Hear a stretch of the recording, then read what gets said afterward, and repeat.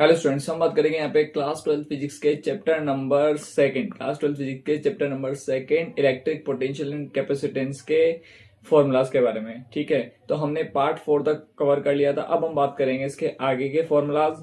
तो अब है पैरेलल प्लेट कैपेसिटर। तो पैरेलल प्लेट कैपेसिटर क्या होता है भाई? जैसे आपने दो प्लेट्स ले ली, ठीक है, और एक प्लेट पर पॉजिटिव चार्ज रखा और उतना ही चार्ज कहाँ रखा? दूसरी प्लेट पर रखा, लेकिन नेगेटिव, मतलब सेम मैग्नीट्यूड और ऑपोजिट नेचर का आपको चार्ज रखना है इस पर। ठीक है, और आप क्या बोलोगे? दोनों प्लेटों के बीच का जो डिस्टेंस है वो सफिशिएंट डिस्टेंस होना चाहिए और दोनों का जो एरिया है वो सेम होना चाहिए। अगर ए मान रहे हो तो ए, और दोनों प्लेटों के बीच का डिस्टेंस कितना मान लिया आपने? डी। और ये जो प्लेट्स ले रहे हो आप, सर्कुलर भी हो सकती है, रेक्टेंगुलर शेप की भी हो सकती है, ठीक है, और स्क्वायर शेप की भी हो सकती है। बस दोनों पर चार्ज का मैग्नीट्यूड सेम और नेचर अपोजिट होना चाहिए।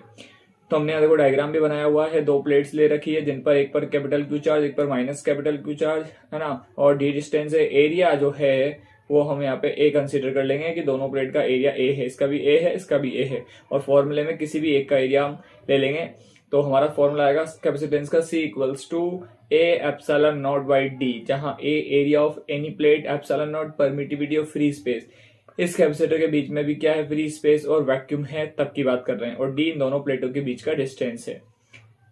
अब हम बात करते हैं फॉर मीडियम। अगर इन प्लेटों के बीच में क्या फिल हो? इन प्लेट्स के बिटवीन मीडियम फिल हो। क्या फिल हो भाई? मीडियम, और उसका डायइलेक्ट्रिक कांस्टेंट कितना हो? Epsilon are.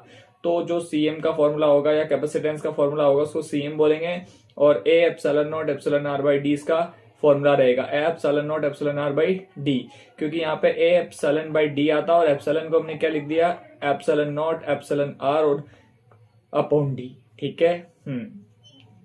When a parallel plate capacitor is filled half with a dielectric medium of constant epsilon r, तो अगर मान लीजिए हम यहाँ क्या करें, इसको फिल कर दें। When a parallel plate capacitor is filled half की जगह हम इसे लिख देते हैं पार्शियली फिल्ड। ठीक है, फिल्ड पार्शियली,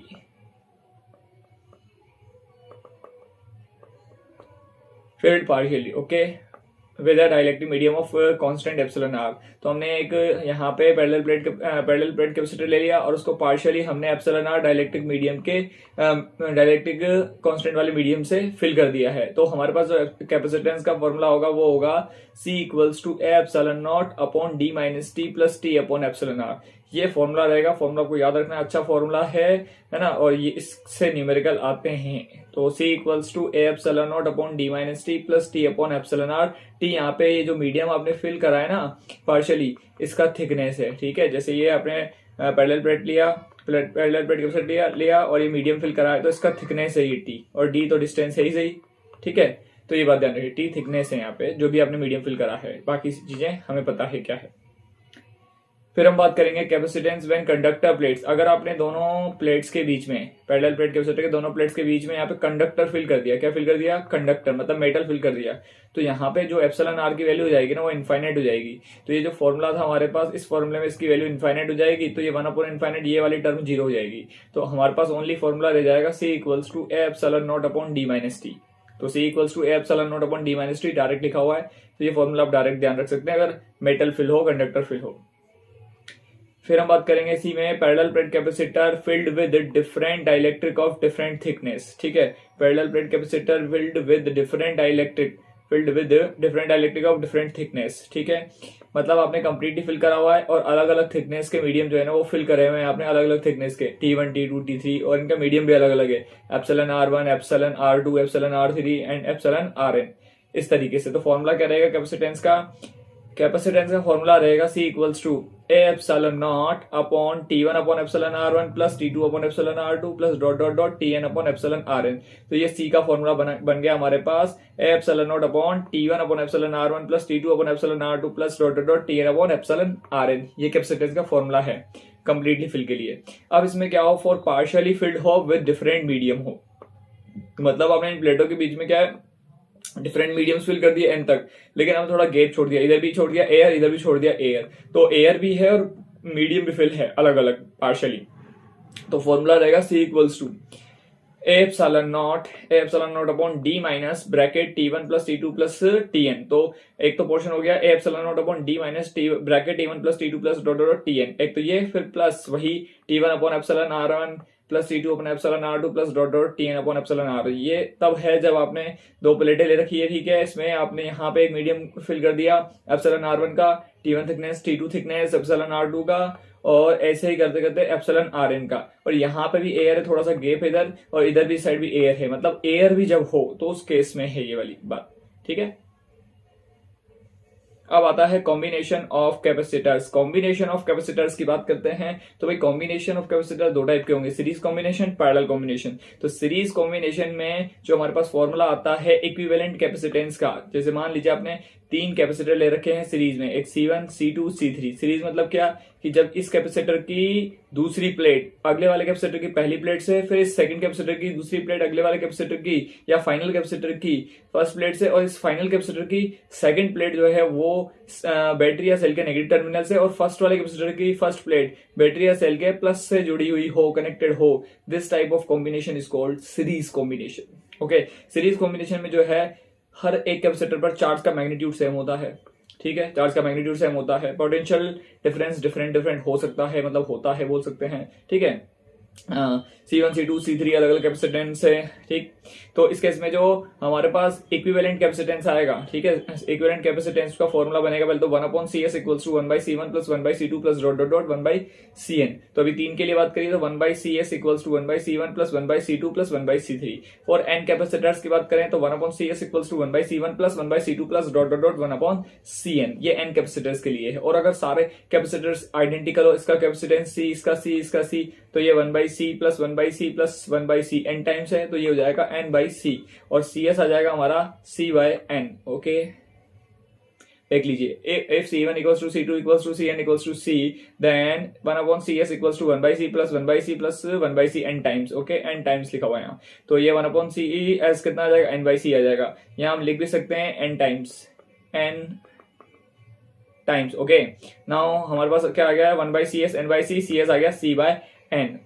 अब हम यहाँ बोलेंगे फॉर टू कैपेसिटर्स के लिए, दो कैपेसिटर्स के लिए सीरीज में Q1:Q2 1:1, V1:V2 1/C1 1/C2, क्योंकि देखो V आएगा Q/C, तो Q तो सब में सेम है, तो Q तो हट जाएगा, तो 1/C बचेगा, तो 1/C मतलब 1/C1 रेशियो 1/C2। तो जो पोटेंशियल का रेशियो है वो 1/C1 1/C2 के रेशियो के इक्वल होगा। पैरेलल कॉम्बिनेशन में क्या होगा, जैसे एक कैपेसिटर लिया, दूसरा कैपेसिटर लिया, दोनों की पहली प्लेट एक फिक्स पॉइंट से, दूसरी प्लेट एक फिक्स पॉइंट से, तो इस टाइप के कॉम्बिनेशन को बोलते हैं पैरेलल कॉम्बिनेशन। ओके, और ये अगर एन तक कनेक्टेड हो तो उस केस में CP का जो फॉर्मूला है पैरेलल कॉम्बिनेशन में वो रहता है CP equals to C1 plus C2 plus dot dot dot CN, अगर एन कैपेसिटर्स कनेक्टेड है तो। सारे अगर आइडेंटिकल है तो हमारे पास CP आ जाएगा C plus C dot dot dot n times, तो ये आ जाएगा CP इक्वल्स टू NC। इसमें Q1 ratio Q2 ratio Q3 जो है वो है C1 ratio C2 ratio C3, V1 ratio V2 ratio V3 रहेगा 1:1:1, ठीक है। पोटेंशियल डिफरेंस इसमें सेम होता है, मतलब इस कैपेसिटर के प्लेट्स के बिटवीन पोटेंशियल V है, इस पर भी V है, और जो इसका पोटेंशियल है ना V, वो सब वही पोटेंशियल, मतलब बैटरी का जो पोटेंशियल डिफरेंस होगा वही इसका होगा, क्योंकि पैरेलल में पोटेंशियल सेम होता है। Energy stored in a capacitor का formula U equals to Q²/2C, U=Q²/2C, ये फॉर्मूला याद रखना है। Energy stored in a capacitor का formula U equals to Q²/2C। अब हम यहाँ पे Q इक्वल्स टू CV लिख सकते हैं, Q इक्वल्स टू क्या लिख सकते हैं भाई, CV। तो हमने क्या करा, यहाँ पे Q को कन्वर्ट कर दिया, तो Q को हमने क्या लिख दिया, देखो इस फॉर्मूले में पीछे CV लिख दिया, C²V², तो यहाँ आया था C²V², नीचे C चल रहा था एक, C से C कैंसिल हो गया, तो फाइनल हमारे पास U का फॉर्मूला आ गया 1/2CV², 1/2CV², ये C और V की टर्म्स में है, और ये जो था वो Q और C की टर्म्स में है। फिर हम इसमें भी लिख सकते हैं, C को भी कन्वर्ट कर सकते हैं, C को Q/V लिख देंगे, तो यहाँ Q/, जब V लिखेंगे तो एक V से V कैंसिल हो जाएगा, तो हाफ QV आ जाएगा, U equals to half QV, और QV एक तरीके से वर्क होता है, तो इसको हम U इक्वल्स टू 1/2W लिख सकते हैं, मतलब W जो है वो 2U के इक्वल आ गया, वर्क डन जो है वो U का डबल टाइम्स आ गया, ठीक है। फिर हम बात करेंगे energy density of a parallel plate capacitor, तो वो होता है U equals to 1/2ε0E²। Energy density of a parallel plate capacitor 1/2ε0E²। E जो है वो इलेक्ट्रिक फील्ड का मैग्नीट्यूड है, इलेक्ट्रिक फील्ड इंटेंसिटी है। फिर हम बात करेंगे रिडिस्ट्रीब्यूशन ऑफ चार्ज, मतलब आपने एक कंडक्टर ले लिया जिस पर पॉजिटिव चार्ज है, Q1 इस पर चार्ज है, C1 इसका कैपेसिटेंस है, V1 इसका पोटेंशियल है, ठीक है। ये एक इंसुलेटेड स्टैंड पर रखा हुआ है। ऐसे ही दूसरा वाला आपने कंडक्टर लिया, स्फेरिकल कंडक्टर, इसका चार्ज Q2 है, इस पर चार्ज Q2 है, और इसका पोटेंशियल V2 है। इसका पोटेंशियल कितना है V2, इसका कैपेसिटेंस कितना है भाई C2 है, ठीक है। तो ये तो है अभी कनेक्ट नहीं करा तब रिडिस्ट्रीब्यूशन नहीं हुआ चार्जेस का, ठीक है। अब जब हम इसको एक कंडक्टिंग वायर से कनेक्ट करेंगे, जोड़ेंगे, तो उसके बाद क्या होगा, इसका चार्ज जो है वो Q1 डैश और इसका चार्ज क्या हो जाएगा भाई Q2 डैश। मतलब चार्ज का फ्लो होगा high potential to low potential की तरफ चार्ज का फ्लो होगा। मान लिया अपन ने V1 ज्यादा है V2 कम है, तो A से B की तरफ क्या है चार्ज फ्लो होगा। इसका चार्ज अब Q1 डैश हो जाएगा, इसका Q2 डैश हो जाएगा। हमें यही बताना है Q1 dash upon Q2 dash क्या होता है, ठीक है। हाँ, तो हमें यहाँ पे रिजल्ट आता है Q1 dash upon Q2 dash equal होता है C1 बाई C2 के। और कॉमन पोटेंशियल जो है, कॉमन पोटेंशियल मतलब जब चार्ज का फ्लो होगा A टू B, तो ये तब तक फ्लो होगा जब तक कि इसका पोटेंशियल सेम नहीं हो जाता दोनों का, इसका भी V इसका भी V, ये तब तक चार्ज फ्लो होगा। और इस V को जो दोनों का सेम आ रहा है VV, उसको हम कॉमन पोटेंशियल कहते हैं। और कॉमन पोटेंशियल का फॉर्मूला होता है total charge upon total capacitance. Total charge Q1 plus Q2 upon total capacitance C1 plus C2। Q1 को लिख सकते हैं C1 V1 plus C2 V2 upon C1 plus C2। V1 ज्यादा है V से और V2 कम है V से, ओके। तो ये अच्छा फॉर्मूला याद रखना V का, कॉमन पोटेंशियल का C1 V1 plus C2 V2 upon C1 plus C2, okay. फिर हम यहाँ बात करेंगे, यहाँ पे है C1, फिर हम बात करेंगे delta V1 upon delta V2, change in potential, ठीक है। Delta V1 upon delta V2 equals to C2 by C1। तो चेंज इन पोटेंशियल है, change in potential, change in है भाई, चेंज इन पोटेंशियल डेल्टा है डेल्टा, तो change in potential का formula ये रहेगा। फिर है एनर्जी लॉस, एनर्जी लॉस का फॉर्मूला होगा delta U UI minus UF। क्योंकि देखो जब आपने दो कंडक्टर्स को कनेक्ट करा, तो क्या हुआ, दो कंडक्टर्स को जब आपने कनेक्ट करा तो ये जो वायर है, ये वायर हीटेड हो गई, तो इस वायर की वजह से लॉस हो गया हीट का, ठीक है, एनर्जी का लॉस हो गया। तो पहले वाली एनर्जी जो थी वो ज्यादा थी, बाद वाली कम हो गई, इसलिए हमने UI माइनस UF करा है। तो delta U energy loss UI minus UF, और वो फॉर्मूला आता है डेल्टा U का हमारे पास C1 into C2 upon 2 C1 plus C2 और V1 माइनस V2 का होल स्क्वायर। तो delta U equals to C1 into C2 upon 2 C1 plus C2 bracket V1 minus V2 का होल स्क्वायर, ये हमारे पास आता है। फिर हम बात करेंगे स्फेरिकल कैपेसिटर, ये हमने एक कैपेसिटर लिया, ठीक है, वो होल हो सकता है, सॉलिड हो सकता है, और दूसरा वाला जो है वो होलो ही होगा, बाहर वाला जिसका रेडियस B है, अंदर वाले का रेडियस A है, इन दोनों के बीच में एयर फिल है, ठीक है, एयर है। और हमने इस बाहर वाले को ग्राउंडेड कर दिया, क्या कर दिया, ग्राउंडेड कर दिया। तो फॉर्मूला जो आएगा C equals to 4 pi epsilon naught AB upon B minus A आएगा। 4 pi epsilon naught AB upon B minus A, जहां B बाहर वाले की रेडियस मतलब बड़े वाले की रेडियस और A स्मॉल स्फेयर की रेडियस। फिर हम यहाँ बात करेंगे, अब अगर मान लो जो अंदर वाला स्फेयर है वो अगर ग्राउंडेड हो, तो उस केस में फॉर्मूला C इक्वल्स टू होगा 4 pi epsilon not B square upon B minus A। 4 pi epsilon not B square upon B minus A, ये फॉर्मूला रहेगा।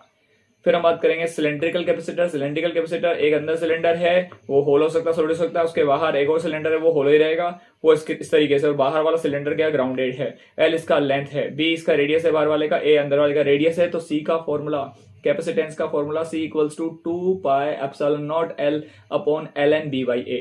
तो C equals to formula 2 pi epsilon naught L upon ln B by A। B बाहर वाले का radius है ना, और A small cylinder का रेडियस, L इसकी लेंथ है, ये L। फिर हम बात करेंगे, अच्छा ओके थैंक यू। तो हम यहां तक कवर करेंगे इस चैप्टर में। नेक्स्ट लेक्चर रहेगा चैप्टर नंबर 3, इलेक्ट्रिक करंट या करंट इलेक्ट्रिसिटी की बात करेंगे। चैप्टर नंबर 3 उसके फॉर्मूला के बारे में बात करेंगे, ओके।